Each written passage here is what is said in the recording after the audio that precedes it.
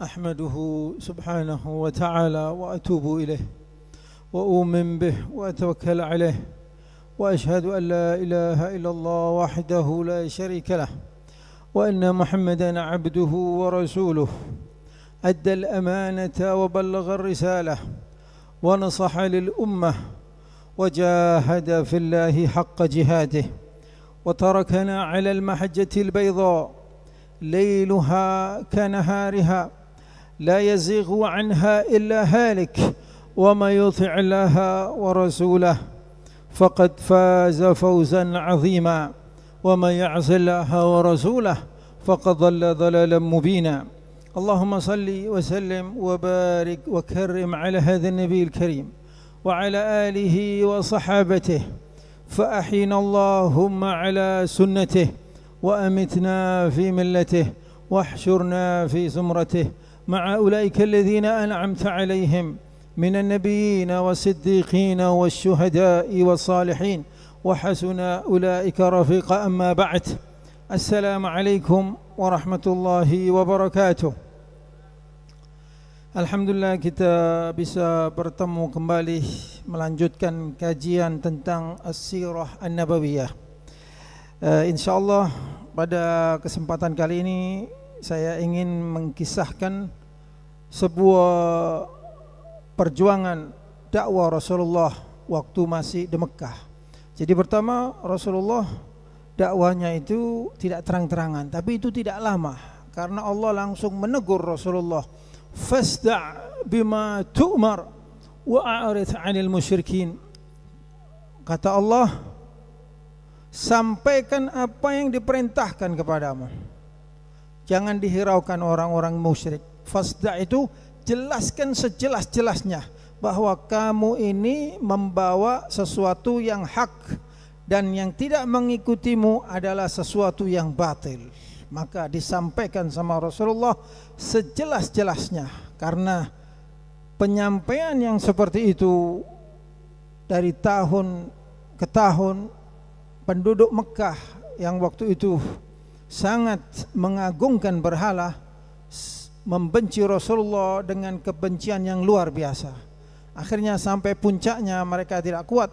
Kita mengetahui bagaimana sebagian sahabat-sahabat disiksa sama mereka. Sahabat-sahabat Rasulullah disuruh hijrah sama Rasulullah, kecuali Rasulullah dan sebagian kecil dari keluarganya yang tetap berada di Mekah. Akhirnya di tahun ke-6 Hijriah, sekitar 6 tahun setelah berdakwah, mereka mendatangi Abu Talib. Sebetulnya mereka sudah berkali-kali mendatangi Abu Talib, memohon kepada Abu Talib agar bisa menghentikan dakwah keponakannya. Tapi apa sikap Abu Talib? Abu Talib mendukung dakwah Rasulullah sallallahu alaihi wasallam. Abu Talib mencari jalan tengah, bagaimana tetap mendukung Rasulullah dan bagaimana penduduk Mekah bisa menerima dakwah Rasulullah. Tapi akhirnya dari tahun ke tahun tidak ada perubahan. Di tahun ke-6 Hijriah mereka menyampaikan perasaan mereka yang terakhir mendatangi Abu Talib. Pembesar-pembesar Mekah berkata kepada Abu Talib, ya Abu Talib, inna laka fina sinnan wa syarafan wa manzilah. Wahai Abu Talib, kamu ini adalah orang yang kami jadikan sesepuh, orang yang mempunyai kedudukan, karena Abu Talib sesepuh Mekah, pemimpin Mekah. Wa manzilah, kamu juga mempunyai kedudukan yang mulia di antara kami. Jadi ada apa-apa, pendapat atau hukum terakhirnya itu tergantung Abu Talib.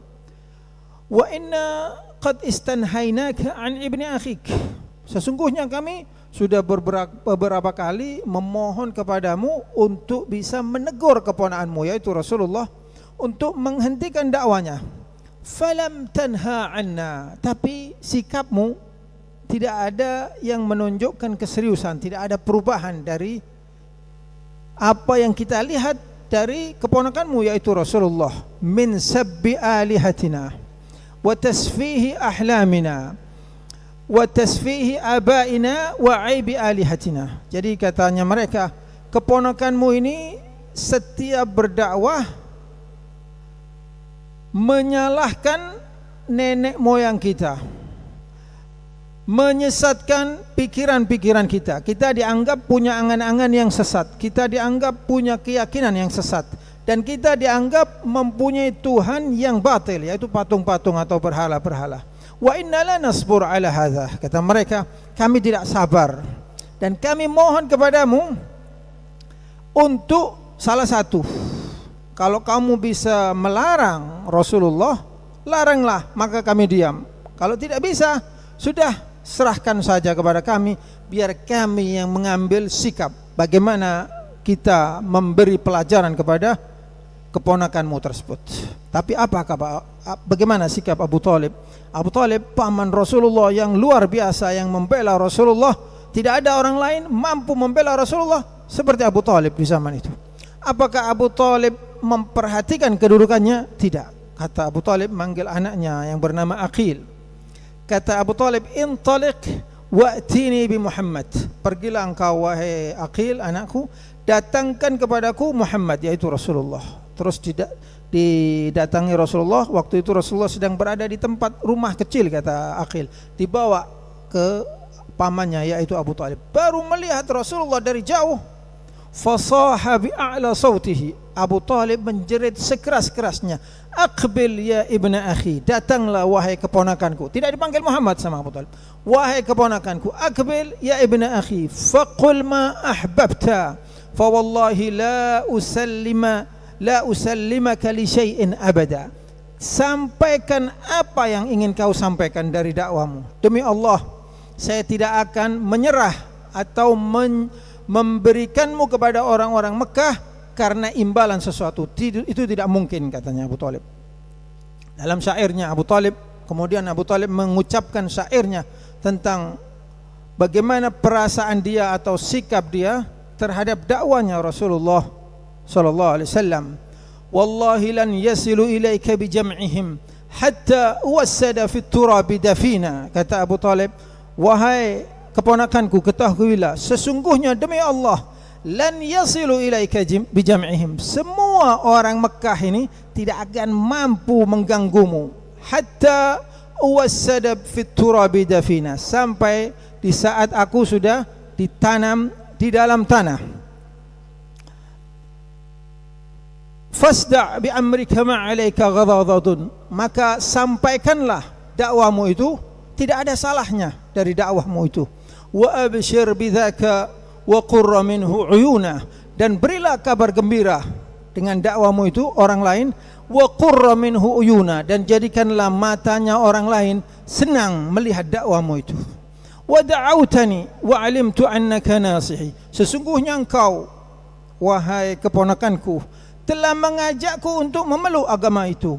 Wa 'alimtu annaka nasihi, dan saya tahu kamu adalah orang yang memberi nasihat dengan benar. Walaqad sadaqta wa kunta thamma amina, dan sesungguhnya kamu jujur dalam hal ini, dan sesungguhnya engkau tidak pernah berbohong. Wa kunta thamma amina, kamu adalah orang yang dijuluki orang al-amin, yang jujur. Wa aradta liya dinan qad alimtu bi annahu, dan kau sodorkan kepadaku sebuah agama, dan aku tahu agama itu apa. Min khairi adyanil bariyati dina, sesungguhnya yang kau sodorkan kepadaku itu adalah agama yang terbaik dari semua agama yang ada di muka bumi ini. Jadi seakan-akan Abu Talib ini mengatakan, saya mengakui dengan agamamu itu. Laulal malamatu aw hidari subbatan lawajadtani samhan bidzaka mubina. Kalau seandainya saya tidak takut orang Mekah, orang-orang penduduk Mekah ini mencela aku sebagai orang tua, kok mengikuti anak kecil atau membuat kegaduhan, sesungguhnya aku akan terang-terangan menyampaikan keimananku kepadamu. Ini syairnya Abu Talib. Sudah Abu Talib melihat sikapnya orang Mekah tadi, akhirnya orang Mekah melihat Abu Talib tidak mendengarkan permintaan mereka, justru mendukung Rasulullah. Maka orang Mekah secara rahasia membuat rapat di mana? Di Darun Nadwah. Abu Talib ini adalah anggota Darun Nadwah, tempat rapat, bahkan sesepuh Darun Nadwah. Tapi waktu rapat tadi rahasia dan tidak diundang lagi Abu Thalib, diabaikan. Jadi Abu Thalib tidak diundang, rapat secara rahasia. Kesimpulan rapat tadi yaitu apa? Membunuh Rasulullah sallallahu alaihi wasallam. Akhirnya dengar Abu Thalib, ada yang menyampaikan bahwa ada rapat dibuat dengan rahasia, tujuannya membunuh Rasulullah sallallahu alaihi wasallam. Waktu mendengar itu, seraya Abu Thalib mengumpulkan pemuda Bani Hashim dan memerintahkan masing-masing pemuda tadi untuk membawa sebatang besi, menyembunyikan besi tadi di dalam bajunya, dan dibawa sama Abu Thalib pemuda-pemuda tadi ke depan Ka'bah. Yang mana di depan Ka'bah ini tempat kumpulnya pembesar-pembesar Quraisy. Rasulullah dituntun sama Abu Thalib. Rasulullah tidak tahu kalau Rasulullah ini nyawanya terancam, tapi Allah sudah menjanjikan Rasulullah tidak dibunuh. Wallahu ya'simuka minan nas. Kata Allah, Allah menjamin tidak ada bisa yang membunuh Rasulullah SAW. Dituntun sama Abu Thalib. Sampai di Mekah, pemuda-pemuda tadi disuruh sama Abu Thalib duduk di belakang setiap orang dari pembesar Mekah. Setelah sudah ngumpul semuanya, kata Abu Thalib, di saat nanti saya berbicara, tunjukkan besi-besi kalian. Pemuda-pemuda Bani Hashim tadi siap. Sampai di depan Ka'bah, Abu Thalib berkata kepada orang-orang Mekah, kepada suku Quraisy, "Ya ma'syara Quraisy, atadruna ma hamamtu bihi?" Apakah kalian tahu, wahai orang-orang Quraisy, apa yang saya rencanakan? Qalu wa ma hamamtum. Mereka berkata, apa yang kau rencanakan wahai sesepuh kami, wahai Abu Thalib? Kata Abu Thalib, fa wallahi laqad balaghani annakum turiduna qatla Muhammad, fa wallahi law masastum Muhammadan bisu'in lanatafana jami'an. Kata Abu Thalib, sesungguhnya telah sampai kepadaku sebuah berita rahasia bahwa kalian merencanakan ingin membunuh keponakanku. Demi Allah, kalau kau jangan membunuh, menyentuh saja Rasulullah sallallahu alaihi wasallam, maka kita semuanya akan musnah. Kita mati atau kalian mati. Bani Hashim jumlahnya banyak dan pemberani-pemberani, orangnya hebat-hebat di zaman itu, seperti Hamzah, Ali bin Abi Thalib, Ja'far At-Tayyar, dan banyak lagi. Alhasil setelah ngomong itu, pulang Abu Thalib. Pulang karena sangat khawatir Abu Thalib. Abu Thalib menyerukan kepada semua keturunan Abdul Manaf. Abdul Manaf ini mempunyai 4 keturunan. Untuk apa? Untuk menjaga Rasulullah, untuk meninggalkan rumah-rumah mereka. Mereka pertamanya tinggal mencar-mencar. Ada yang di atas gunung, ada yang di sana. Disuruh ngumpul semua kemana? Ke lembahnya Abu Thalib. Abu Thalib mempunyai lembah namanya Syi'ib Abu Thalib, tidak jauh dari Babus Salam. Kalau yang pernah haji atau umrah, ada di sana Babus Salam. Antara Babus Salam itu sama gunung yang di depan pintu Babus Salam, itu namanya lembahnya Abu Thalib. Disuruh ngumpul di situ semua. Rumah-rumahnya suruh ninggal. Tapi yang menjawab hanya 2 suku, yaitu suku Bani Hashim dan suku Al-Muttalib. Bani Hashim dan Bani Al-Muttalib. Kedua suku yang lainnya tidak membela Rasulullah, dan dari 2 suku ini, yaitu Bani Hashim dan Bani Al-Muttalib, sama Allah dijadikan Ahlul Bait, keluarga besar Rasulullah sallallahu alaihi wasallam, yang kita baca dalam salat kita di saat kita bersolawat, yaitu kepada siapa? Ahlul Bait Bani Hashim dan Bani Al-Muttalib. Disuruh ngumpul menjaga Rasulullah sallallahu alaihi wasallam.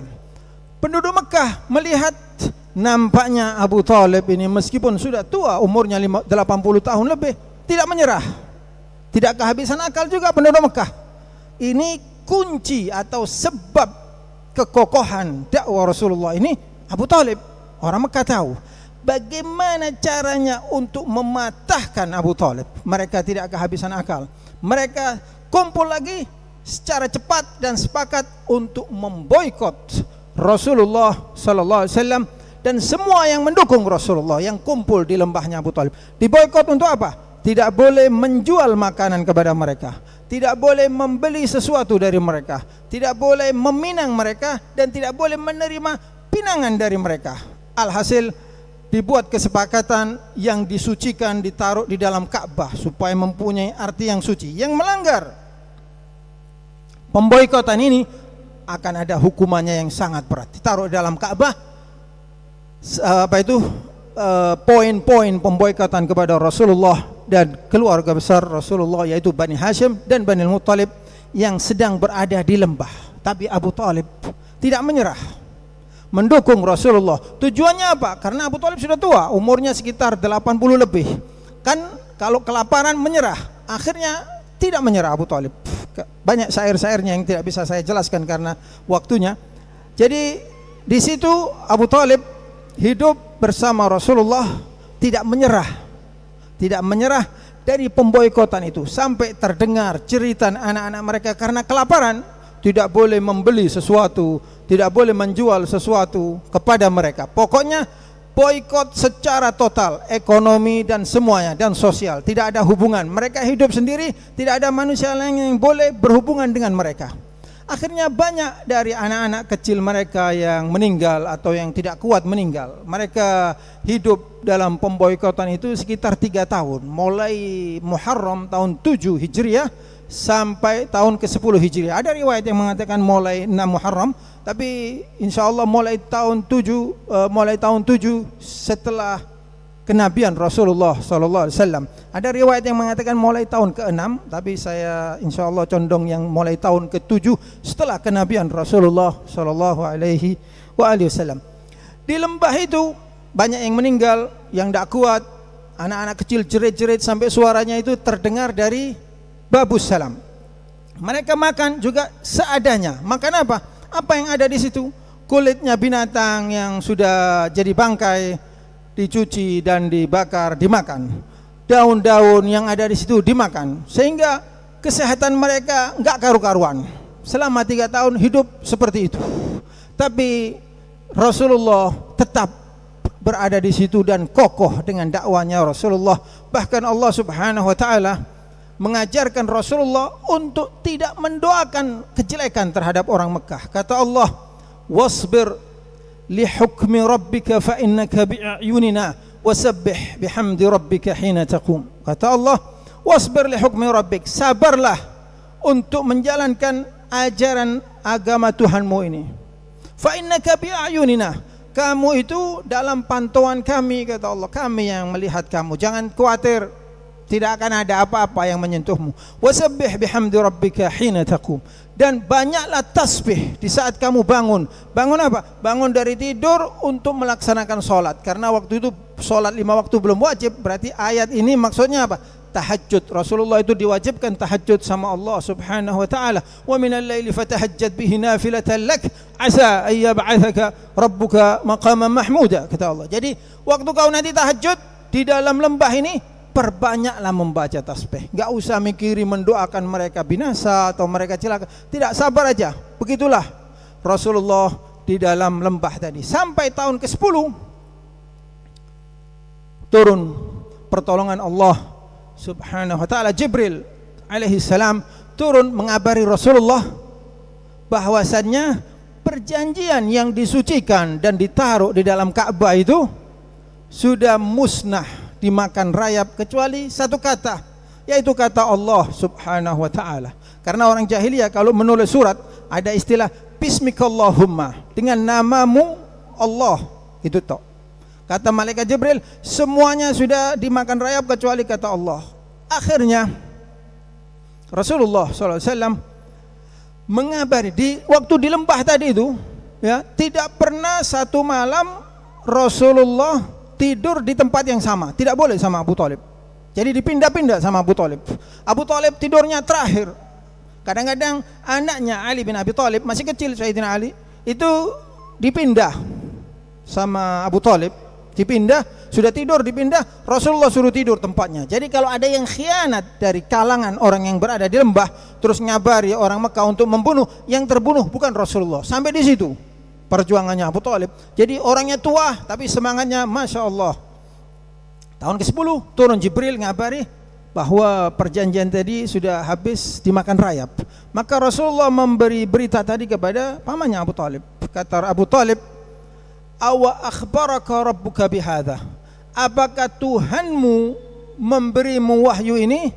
Kata Rasulullah, qala na'am akhbarani rabbi bihadha, benar, Tuhanku memberiku wahyu ini.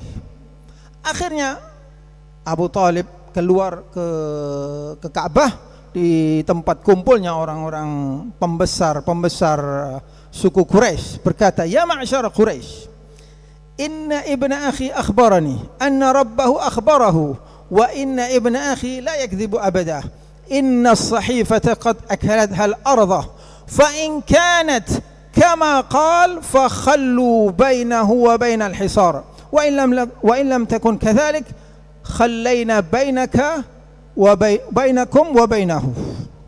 Kata Abu Talib, keponakanku memberiku berita bahwa dia dapat berita dari Tuhannya melalui Jibril, dan keponakanku tidak pernah berbohong. Kata Abu Talib, dia mengabariku bahwa perjanjian itu sudah musnah, dimakan oleh rayap kecuali kata Allah. Kalau omongan keponakanku ini benar, maka hentikanlah pemboikotan ini dan bebaskan keponakanku. Kalau omongan keponakanku ini salah, maka akan aku serahkan keponakanku ini kepada kalian. Fawajuduhu kadzalik. Akhirnya mereka bergegas melihat komentarnya Abu Talib ini, semangat ini kalau salah kita dapatkan apa yang kita harapkan, yaitu Rasulullah SAW untuk dibunuh.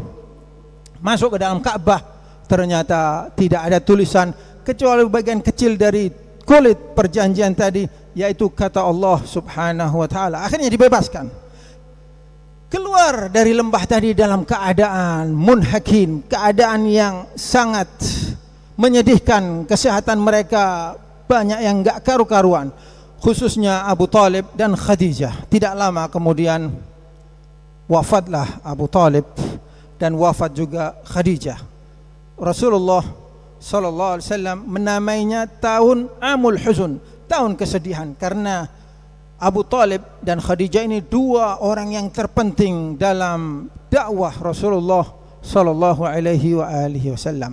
Terus bagaimana kita memahami, apakah dari syair-syairnya tadi Abu Talib menunjukkan keimanan, apakah Abu Talib itu orang yang beriman atau tidak? Ini ada dua pendapat yang ingin saya jelaskan. Pertama, Abu Talib ini tidak beriman. Ini ulama yang memahami bahwa Abu Talib itu tidak beriman. Saya akan jelaskan sebagaimana cara berfikirnya ulama ini macam-macam. Apa alasannya? Karena ada hadis yang diriwayatkan oleh Al-Imam Al-Bukhari dari Zuhri. Hadisnya panjang. Lamma hadarat Abu Talib al-wafah, ja'a Rasulullah فوجد عنده أبا جهل وعبد الله ابن أمية فقال يا عم قل لا إله إلا الله.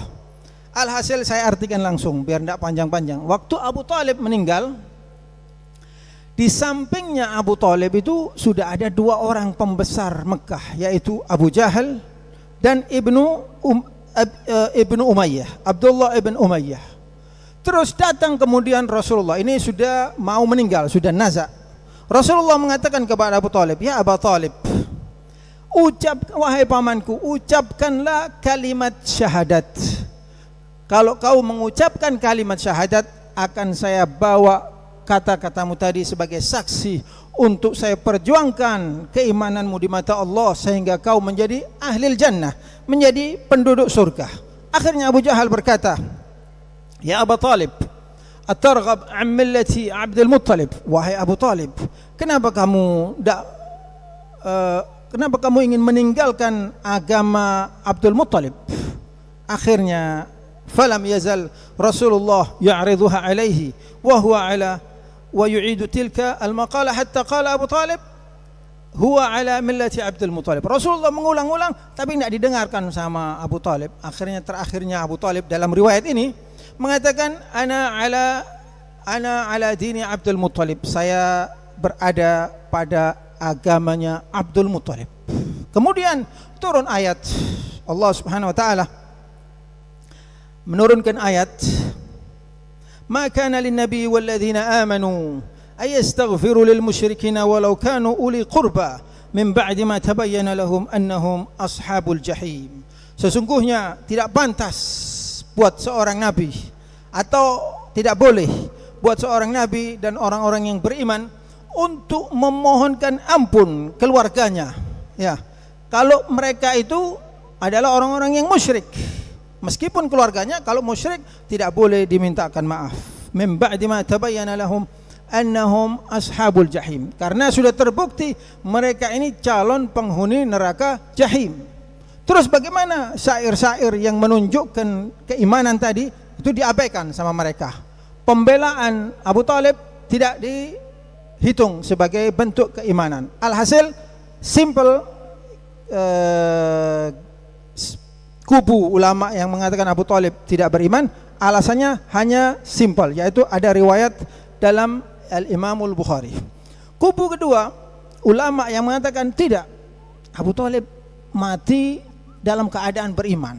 Apa alasannya? Pertama, Abu Talib tidak pernah tersinggung di saat Rasulullah mencela Tuhan-Tuhan mereka.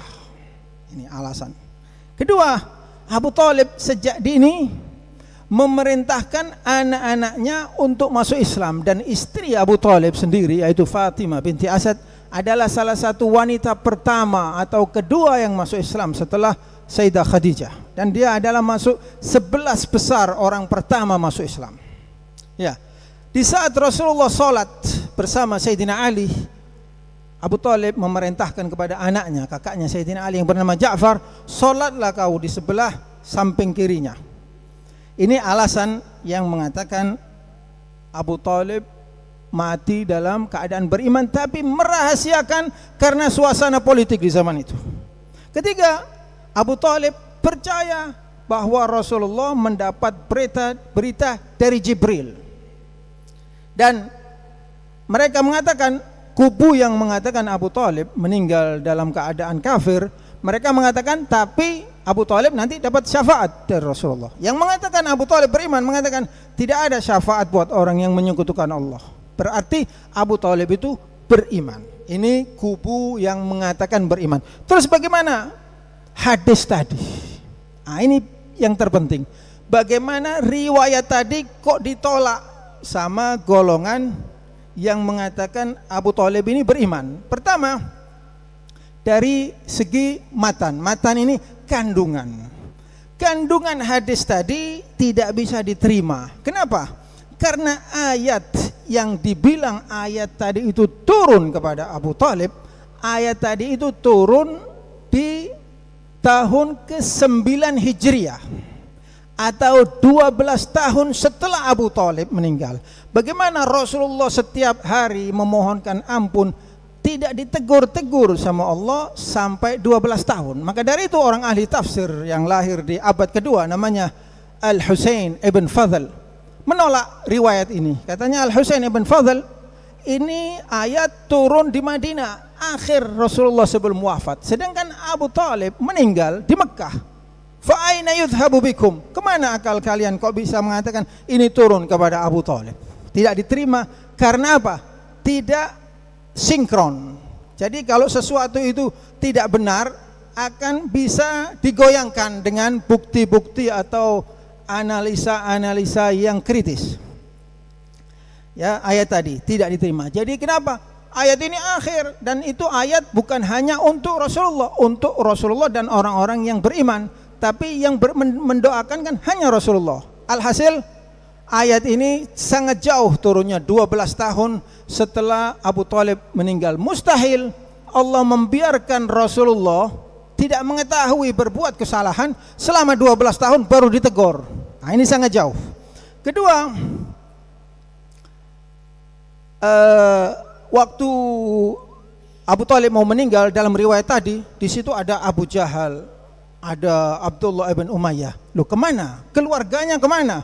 Kok bisa yang mendampingi Abu Talib ini justru musuhnya Rasulullah? Abu Talib ini meninggal di tengah jalan atau di dalam rumah? Kalau di dalam rumah, di situ ada istrinya, ada Hamzah.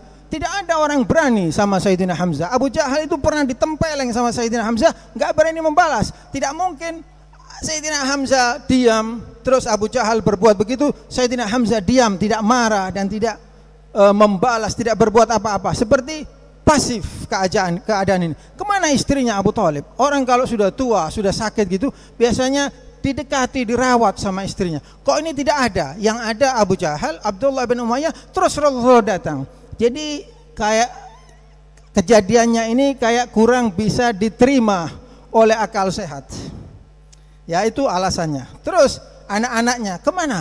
Anak-anaknya kok nggak ada semuanya? Kenapa kok diam? Kenapa Rasulullah diam? Tidak mungkin Rasulullah itu takut kalau Abu Jahal, karena keimanan itu adalah fokus dakwahnya Rasulullah SAW, dan kecintaan Rasulullah kepada Abu Thalib, kecintaan yang luar biasa. Di saat meninggal dibilang amul huzun, tahun kesedihan, karena saking cintanya dari pembelaan Abu Thalib. Tidak mungkin diam mereka dengan sikap Abu Jahal yang seperti itu. Itu dari segi kandungan. Jadi kalau kandungan tadi sudah tercoreng, itu hadis tadi itu belum bisa diterima, riwayat tadi. Kedua, dari segi sanad. Sanad itu perawi.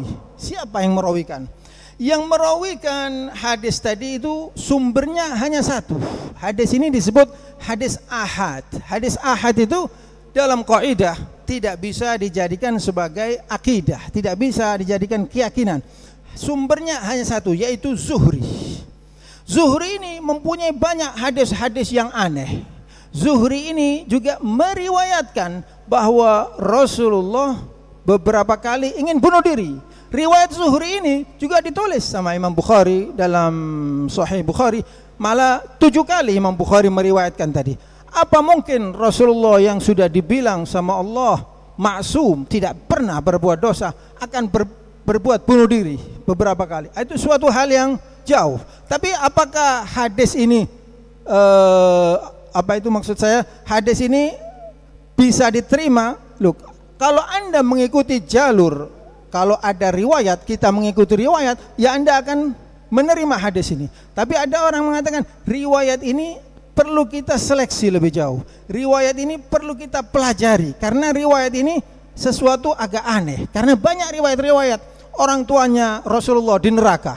Padahal orang tua Rasulullah itu hidup sebelum Rasulullah menjadi nabi. Wa ma kunna mu'adzibina hatta nab'atha rasula. Kata Allah, sesungguhnya kami tidak akan menyiksa hamba atau seseorang kecuali setelah sampai rasul kepadanya.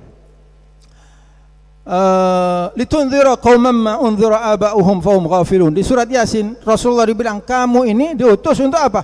Untuk memberi peringatan kepada kaum yang nenek moyang mereka tidak pernah mendapatkan peringatan, tidak pernah mendapatkan nabi. Di ayat yang lain ada juga Allah mengatakan, wa ma arsalna ilaihim qablaka min nadhir. Jadi orang Mekah ini, kata Allah, tidak pernah kami beri kitab dan tidak pernah kami utus nabi untuk mereka, tidak pernah. Di ayat yang lain Allah mengatakan, wa ma kunna mu'adzibina hatta nab'atha rasulah. Hadis-hadis yang bertentangan dengan ayat ini, sebagian ulama yang berpikir kritis mengabaikan. Jadi mengabaikan. Apa ada ndak hadis yang mengatakan Rasulullah kalau sholat tidak membaca bismillah? Banyak. Riwayat siapa? Riwayat Imam Bukhari. Tapi kenapa Imam Bukhari mengikuti Imam Syafi'i membaca bismillah? Karena bismillah itu perintah Allah. Pertama ayat Allah mengatakan, Iqra bismi rabbik. Iqra bismi rabbik. Pertama kali ayat turun Allah mengatakan, bacalah dengan nama Tuhanmu. Jadi riwayat itu diseleksi lagi. Ini namanya orang-orang ahli fiqh, al-fuqaha, orang-orang yang mempunyai kefahaman. Bukan hanya diterima begitu saja. Ini alasan orang-orang yang menolak riwayat bahwa Abu Thalib tadi mengikuti pendapat atau saran dari Abu Jahal, seakan-akan Abu Thalib ini orang yang lemah. Jadi terus keluarganya pasif, tidak ada bersikap apa-apa. Sekarang bayangkan kalau keluarga Anda digitukan, tentu Anda akan tidak terima. Tentu ada riwayat atau reaksi atau sikap mengcounter kejadian tadi. Tapi ini tidak ada. Jadi itu yang membuat orang-orang atau ulama-ulama yang tidak menerima hadis tadi mengkoreksi atau menelusuri atau mengkritisi riwayat tadi. Zuhri, perawi ini adalah, di samping hadis tadi riwayatnya hanya dari Zuhri. Zuhri ini orangnya Hisham bin Abdul Malik, seorang raja yang kejam. Hisham bin Abdul Malik. Zuhri hidup di kerajaan selama 40 tahun. Sedangkan Hisham bin Abdul Malik adalah raja di zaman itu menggunakan sistem yang sangat kejam, keluar dari jalur agama Islam yang diajarkan oleh Allah. Dan Hisham bin Abdul Malik ini sangat benci dengan siapa? Dengan keluarga Rasulullah. Dan dia mengajarkan orang agar benci dengan keluarga Rasulullah SAW. Buktinya apa? Diriwayatkan oleh Al-Imam Syafi'i. Dalam riwayatnya Imam Syafi'i, qala Syafi'i an ammi. Diriwayatkan haddatsani ammi. Diriwayatkan dari pamannya. Pamannya Imam Syafi'i ini ahli hadis. Qal dakhala Sulaimanu ibn Yasar. Sulaiman bin Yasar. Sulaiman ini saudaranya Atha ibn Yasar. Dakhala Sulaimanu bin Yasar ala Hisham. Sulaiman ini masuk ke tempatnya Hisham di kerajaan. Faqala ya Sulaiman, man alladhi tawalla kibrahu minhum? Hisham tadi atau Raja Hisham bin Abdul Malik tadi bertanya kepada Sulaiman bin Yasar, wahai Sulaiman, siapa biang keroknya yang memfitnah istri Rasulullah SAW Fatimah nyeleweng dengan lelaki lain? Karena ada kisah penyelewengan fitnah, dibilang Sayyidah Aisyah radhiyallahu anha ini nyeleweng dengan orang laki-laki lain, sehingga Rasulullah tidak mau berbicara dengan Sayyidah Aisyah. Tersebar berita bohong. Penyebarnya ini adalah Ibn Ubayy Ibn Salul, Abdullah Ibn Ubayy Ibn Salul, kepalanya orang munafik. Sama Hisham, Sulaiman bin Yasar tadi ditanya, siapa biang keroknya yang membawa fitnah tentang kejadian penyelewengan Aisyah dengan laki-laki lain? Katanya Sulaiman, itu Ibn Ubayy Ibn Salul. Katanya Hisham, kadzibta. Ini riwayat Imam Syafi'i, kau berbohong. Biang kerok yang memfitnah Aisyah itu adalah Ali bin Abi Thalib. Ini sudah menunjukkan apa? Kebenciannya Hisham. Dan Zuhri ini guru pribadinya anaknya Hisham. Ya, qala Amirul Mukminin a'lam bima yaqul. Tidak berani Sulaiman menentang raja tadi. Katanya, qala Amirul Mukminin a'lamu bima yaqul. Amirul Mukminin atau sang raja atau sang pemimpin lebih mengetahui dengan apa yang dia sampaikan. Tidak lama Zuhri masuk. Fadakhala Zuhri fasa'alahu Hisham. Hisham tanya kepada Zuhri, wahai Zuhri, siapa biang keroknya pemfitnah Aisyah? Kata Zuhri, jawabannya sama dengan Sulaiman, Abdullah ibn Ubayy ibn Salul. Katanya Hisham, kalla, salah kamu, innahu Ali bin Abi Thalib. Itu Ali bin Abi Thalib biang keroknya itu. Katanya Zuhri, tidak. Zuhri tidak mau, karena ini sudah jelas tidak ada yang berani. Karena Rasulullah mengatakan, ya Ali, la yuhibbuka illa mu'min wa la yabghadhuka illa munafiq. Wahai Ali, nanti setelah aku enggak ada, tanda-tandanya orang munafik itu yang benci sama kamu. Katanya Hisham, keluarlah, diusir Hisham dari tempatnya Zuhri tadi. Tapi bukan berarti tidak berteman lagi.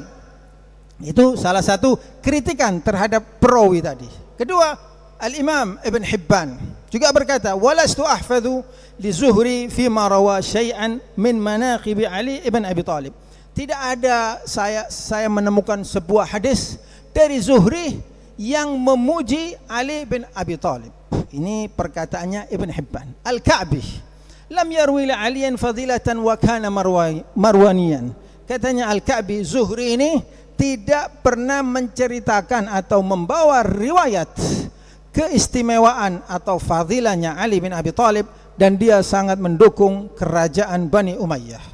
Ibnu Asakir juga meriwayatkan ada seorang wanita, waktu itu Zuhri sedang berbicara dengan seorang yang bernama Ja'far ibn Ibrahim al-Ja'fari. Orang perempuan wanita dari jalan berkata kepada Ja'far, wahai Ja'far, jangan kau dengarkan riwayatnya Zuhri, fa innahu katama fadaila ahlil bait. Zuhri ini pro kepada kerajaan dan menyembunyikan fadilah atau kemuliaan keluarga besar Rasulullah sallallahu alaihi wasallam. Ini salah satu alasan yang membuat mereka enggan menerima riwayat yang dibawa oleh Zuhri. Sedangkan tidak ada selain Zuhri yang meriwayatkan hadis tadi yang dibawa oleh Al-Imam Al-Bukhari. Imam Bukhari itu penulis. Jadi ada saja yang dibawa, seperti sholat Fatihah tanpa bismillah, Imam Bukhari periwayatnya. Tapi Imam Bukhari mengikuti Imam Syafi'i membaca bismillah waktu membaca surat Al-Fatihah dengan jahar. Nah, ini salah satu alasan-alasan juga bagaimana Hisham ini karena saking bencinya dengan keluarga Rasulullah, ada cucunya Sayyidina Ali yang bernama Zaid bin Ali bin Husain. Jadi cicitnya Sayyidina Ali bernama Al-Imam Zaid, di zaman itu menjadi ulama besar di zaman itu, dibunuh oleh tentaranya Hisham. Setelah dibunuh sama murid-muridnya atau sahabat-sahabatnya Zaid, sama sahabat-sahabatnya Imam Zaid radhiyallahu anhu, dikubur. Tapi sama Hisham disuruh mengeluarkan dari kuburannya, disuruh motong kepalanya, membawa kepala tadi ke kerajaan. Setelah dibawa ke kerajaan, kepala tadi digantung di jalan, dibalik, dan jasadnya tanpa busana disalib. Selama berapa? Selama 3 tahun dijaga oleh tentaranya Hisham. Saking apa? Saking bencinya dengan keluarga Rasulullah sallallahu alaihi wasallam. Terus kalau ada orang yang mendekat di situ tidak bisa karena dijaga sama tentara. Karena apa? Ingin menunjukkan bahwa dia tidak suka dan ingin membudayakan tidak cinta kepada keluarga Rasulullah sallallahu alaihi wasallam. Itulah Hisham ibn Abdul Malik. Bagaimana Zuhri sebagai seorang ulama atau seorang yang bertakwa kok bisa jadi guru anak-anaknya Hisham sang raja dan hidup bersama kerajaan selama berapa? 40 tahun. Rasulullah berkata, la yakunu ar-rajulu minal muttaqin hatta yada'a ma la ba'sa bihi makhafata mimma bihi ba's. Diriwayatkan oleh al-Imam Tirmidzi wa Ibn Majah wal Hakim. Kata Rasulullah, seseorang itu tidak bisa dikategorikan bertakwa kalau apa? Belum meninggalkan sesuatu yang dihalalkan. Boleh enggak berteman sama raja? Boleh. Boleh enggak berteman sama orang kafir? Boleh. Tapi kalau orang bertakwa menghindar. Karena apa? Bisa pertemanan Anda dengan orang-orang yang seperti itu membuat Anda keku, membuat Anda resah untuk menyampaikan kebenaran. Itu yang kita lihat. Bagaimana kalau dia itu adalah seorang yang bertakwa, kok bisa hidup 40 tahun bersama kerajaan, dan di saat melihat Imam Zaid dibunuh dan dikeluarkan dari kuburnya, dipotong kepalanya, apa perkataan Zuhri? Zuhri mengatakan, ahla hadzal bait al-ajalah. Keluarga ini, maksudnya keluarga Rasulullah ini kan banyak yang terbunuh. Binasa gara-gara apa? Kurang sabar, al-ajalah, terburu-buru. Ini menunjukkan bahwa Zuhri ini tertekan oleh kerajaan sebagaimana keinginannya Hisham mengkaburkan sejarah. Nah, ini kubu yang menolak riwayat tadi. Bukan hanya riwayat itu yang ditolak, riwayat orang tuanya Rasulullah berada di neraka, terus Rasulullah mau bunuh diri, ini semuanya ditolak. Riwayatnya ada apa enggak? Ada. Siapa yang meriwayatkan? Imam Bukhari. Imam Bukhari meriwayatkan 7 kali Rasulullah mau bunuh diri. Perawinya siapa? Zuhri, orangnya Hisham bin Abdul Malik. Tapi ulama-ulama, lahirlah ulama seperti Al-Imam Syafi'i mengarang kitab namanya Usulul Fiqh. Apa Usulul Fiqh? Dasar-dasar memahami bagaimana kita menganalisa sebuah riwayat. Karena hadis itu dhanniyu thubut, dhanniyu dilalah. Hadis itu riwayatnya itu tidak pasti, berbeda dengan Al-Quran. Kalau Al-Quran qat'iyyu thubut, dhanniyu dilalah. Kalau Al-Quran riwayatnya pasti, penafsirannya tidak pasti. Kita bisa meleset menafsirkan Al-Quran. Tapi kalau hadis riwayatnya tidak pasti, penafsirannya juga tidak pasti. Maka dari itu Al-Imam Abu Hanifah sangat sulit menerima riwayat-riwayat, menseleksi. Tapi kemudian lahirlah zaman pengkoleksian hadis, pengumpulan hadis dengan sebanyak-banyaknya sehingga bermacam-macam hadis. Itulah kisah tentang perjuangan dakwah Rasulullah dan apa itu? Tentang sekilas tentang bagaimana kita memahami riwayat, khususnya riwayat-riwayat yang susah dicerna oleh akal, seperti riwayat minum kencingnya onta itu obat. Ada riwayat. Sebagian orang yang sudah pergi umroh mencoba. Kita menggunakan akal. Rasulullah itu datang mengajarkan manusia untuk kebersihan. Setiap yang keluar dari jalan depan dan jalan belakang kecuali air mani itu najis. Kencing itu semua ulama najis. Akhirnya yang mengimani hadis tadi orang yang tidak kritis atau ulama yang tidak mau berpikir, tidak mau capek-capek sudah, wah ada riwayat. Mereka mengatakan, oh kalau gitu kencingnya binatang itu suci. Maka dari itu mereka mensucikan kencingnya binatang-binatang dan kotorannya. Tapi kita lihat, kita menggunakan akal kita, agama apa ini? Tidak ada. Rasulullah tidak akan mengajarkan orang untuk meminum kencingnya unta obat. Kita selidiki saja. Apa ada secara saintifik, secara medisin bahwa ini mengandung obat? Dan tidak mungkin Allah dengan maha kebijaksanaannya dan kebesarannya akan menjadikan obat dari tempat yang kotor. Allah subhanahu wa ta'ala itu maha bijaksana, maha besar, maha agung. Nah, ini riwayat-riwayat. Karena apa? Karena masih banyak setelah Rasulullah wafat yang benci dengan Islam, itu masih banyak. Karena banyak juga yang terbunuh dalam perang Badar, perang Uhud. Banyak yang terbunuh. Siapa pembunuh-pembunuh mereka? Mayoritas yang menghabiskan mereka adalah Bani Hashim, Sayyidina Hamzah dan Ali bin Abi Thalib. Jadi kebencian itu belum pudar, sehingga mereka menyusupkan riwayat-riwayat itu. Seperti orang Yahudi juga ada yang pura-pura masuk Islam membawa riwayat. Banyak perawi-perawi itu orang Yahudi. Jadi kita harus apa? Harus selektif, kita harus cerdas. Khususnya kita ini hidup di zaman yang sangat canggih. Ya, ada ulama titelnya doktor.